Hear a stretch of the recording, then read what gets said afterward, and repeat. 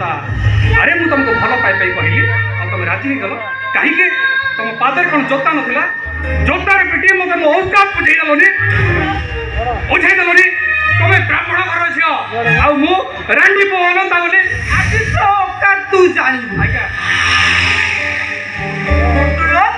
तल पाचर मनीष जन्म को पाइबा को आशा कले शास्ति मिले सब सब बोलिबे बुझिलु तो झीटा केते भला मुआकू मिठुटारे खराब भावुली ये मो अतिथि पूरा फिटी आज्ञा गोसाई तू अलिमा को जति कष्ट देइछु ता 100 गुना जंत्रणा तो भोगिबो भोगिबी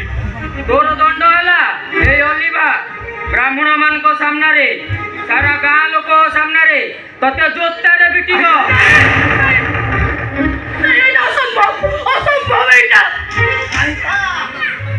जोता रे पिटिबू ना हमें पिटी पिटी मारी दो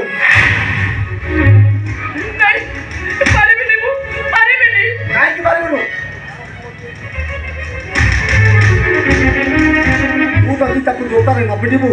ए ब्राह्मण समाज प्रमाणित हो तू गोटे कलंकी नहीं तू गोटे चरित्र है एक कथा शुणी सारे तो भाई मुंड सबुदिन भाई तलू हो आम मुहर चून काली बड़ी होता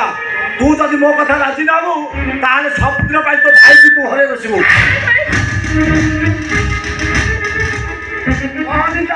तू